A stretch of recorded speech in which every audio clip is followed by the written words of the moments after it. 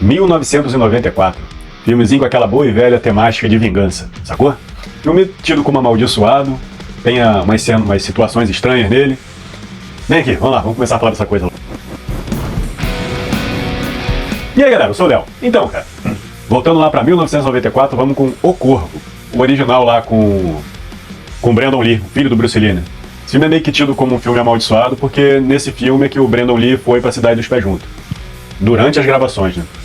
Então assim, esse filme, cara, é aquele típico filme de vingança. O personagem do Brandon Lee, ele tinha uma noiva, estavam lá na casa dele e tal, acontece teoricamente seria um assalto, e acabam vitimando a noiva, né? Noiva, a esposa, eu vou acabar chamando de esposa, né? Acabam vitimando a esposa dele, e fazem estrunfos com ela, é bem complicado. E ele vê tudo, no fim, ele é baleado e arremessado da janela. Passa-se um ano e depois ele volta. Ele volta lá do mundo dos pés juntos pra tentar se vingar de todo mundo. Então assim, cara, é um filmaço mesmo com essa temática, tem muito tiro e tal. É aquela coisa da vingança, né?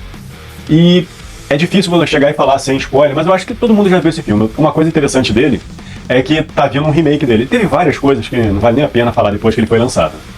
Mas o ano que vem tá saindo O Corvo. Vai ser uma releitura do primeiro filme mesmo. E pra surpresa de geral, o personagem do Corvo vai ser feito pelo Bill Skarsgård. Acho que é assim que pronuncia isso, né? É o nosso queridíssimo It. Aquele carinha lá meio doido que faz aquela parada assim com o zóio, né? A Coisa. Ele que vai ser o Corvo nessa nova versão. E o problema de toda nova versão que é lançada, que já anunciaram lá a menina da diversidade que vai ser a esposa dele nessa versão nova. E nessa versão nova já falaram que ela vai ter mais importância na trama. Porque uma vez que no original a importância dela é só motivar a vingança mesmo. E fica tendo flash com ela. Tá arriscado eles colocarem a menina salvando o Corvo nessa aí, né? Mas vamos lá.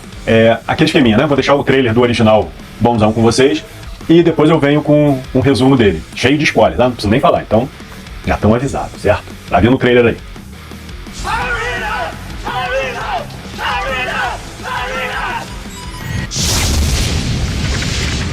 Devil's Night is upon us again. Throw a little party, start a bunch of fires, make a little profit.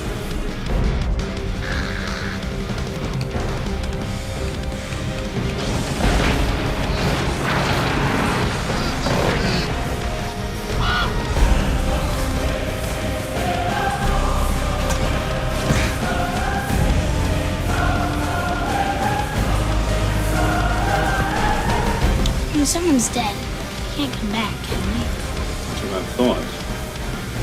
Are you referring to anyone in particular?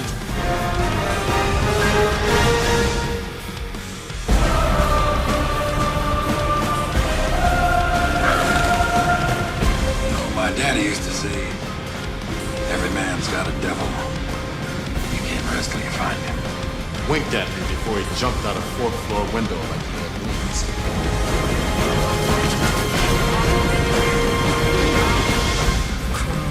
Is his link between the land of the living and the realm of the dead.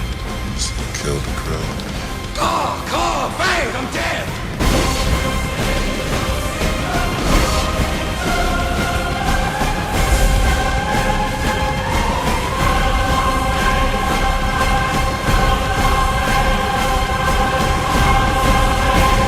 The devil's for how awful goodness.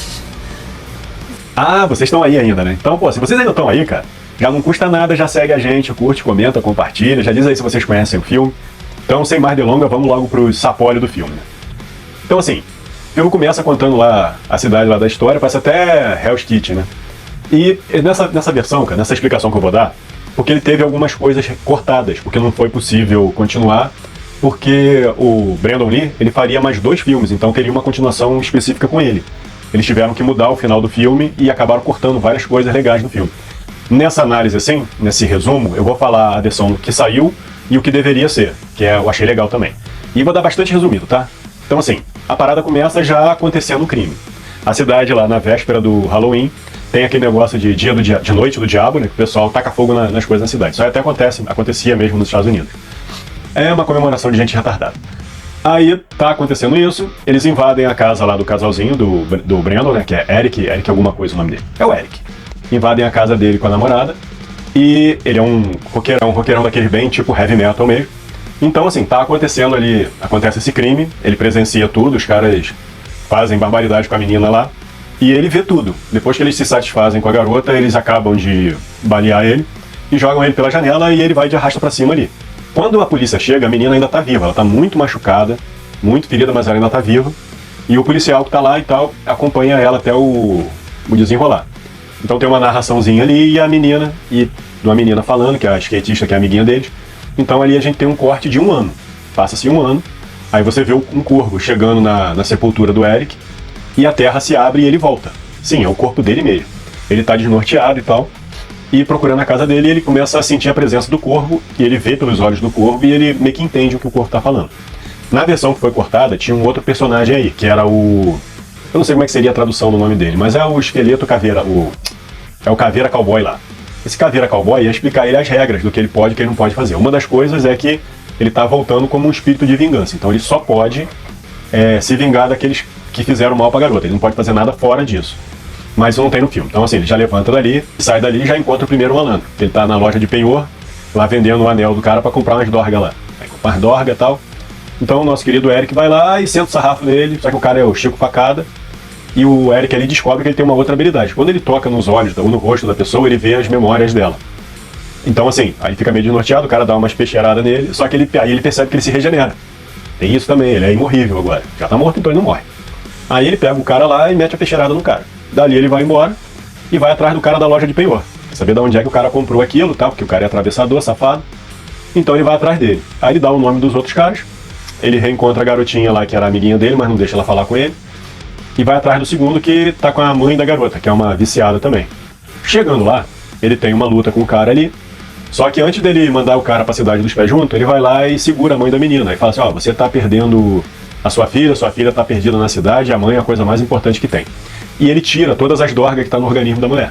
Faz um paranauê ali e a mulher fica limpa. Só que nesse momento, quando o cara desperta lá, dá um tiro na mão dele, aí a mão dele regenera. A mão dele regenera e tal, aí ele manda o cara pra cidade dos pés junto. Na versão original, que foi cortada, nessa hora que ele leva o tiro na mão, a mão dele não regenera, fica um buraco. Mas mesmo assim ele consegue mandar o cara pra cidade dos pés junto. Aí ele vai e pergunta pro Chico Caveira lá por que a mão dele não regenerou. Ele vai falar, não, você não tinha que ter salvado ela. Você não tinha que ter feito nada com ela. Sua missão é só mandar os caras. Aí a partir daí ele começa a passar um monte de fita isolante na mão. Que isso tem no filme original. No filme mesmo ele tá lá com essas fitas isolantes todas. E a história se segue ali. Nós descobrimos que os chefões lá da gangue que tá atacando fogo na cidade são 2 irmãos meio incestuosos, meio esquisito, e a mulher tem umas paradas de bruxaria lá dos Paranauê, que tá sabendo que tá chegando o cara. Ele vai atrás, faltam mais 2, ele vai atrás do outro, não pega ele no carro, aí ele vai e arremessa o carro na pirambeira lá na paredão, o carro bate e explode, e o outro foge e vai lá falar pros bandidão. Aí conta pros bandidão o que aconteceu e tal. Nesse momento acontece uma reunião lá, tipo o Batman Retorno lá do Coringa. Aquela cena do Coringa foi tirada dali, daquele filmaço lá do Batman, do Nolan. Então assim, tá no meio da reunião dos bandidão, ele chega lá metido, os caras passam o prego nele, mas aí ele manda todo mundo pra cidade dos pés junto. Mas ele queria mesmo é o cara que conseguiu fugir. Depois ele descobre que o Zé do Cabelinho, que é o chefão, ele que tá por trás da parada toda. A menina vai e baleia o corvo dele. Aí ele já se ferrou um pouquinho ali, ele já sente uma espancada. Depois disso, ele sequestra a menina, ele vai atrás para socorrer ela, já o policial ajuda também, e ele não tá mais invulnerável, porque o corvo tá ferido e elas estão com o corvo. Chega lá, a menina, a garota pega o corvo, a bandidona lá pega o corvo e o corvo arranca o zóio dela, e ela cai lá de cima do negócio. Depois acontece a luta épica no alto da torre lá da igreja, no cemitério. Eles estão lá na esfacada, o Chico Cabelinho, que é o bandidão, e ele. Eles estão lá, nesse momento ele já tá enfraquecido e tal. Aí o cara esfaqueia ele mais ainda com a espada.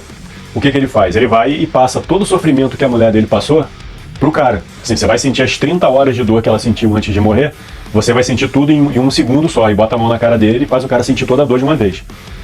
Aí o cara se desequilibra, cai lá de cima, ele consegue sair, encontra a garota, fica tudo bem, tá todo mundo morrido. Aí os bandidão da cidade acabaram e ele decide voltar pro túmulo dele. Aí é que acontece uma outra diferença no filme. Já estamos no final, tá? Eu pulei bastante coisa.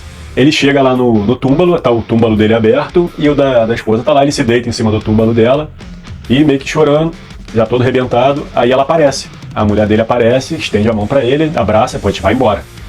Aí o túmulo dele fecha direitinho, fica tudo bonitinho, e ele vai embora. E o corvo vai lá, pega o anel de noivado e leva pra menininha, como recordação, só eles estão juntos. Só que na versão que foi cortada, ainda teriam 2 filmes, então esse final é diferente.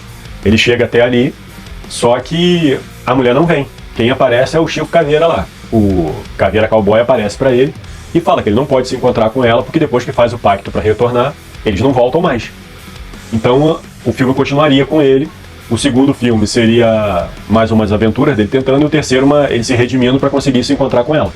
Só que infelizmente ele foi vitimado na real no filme e não pôde continuar essa gravação. Então eles fizeram esse final fechando.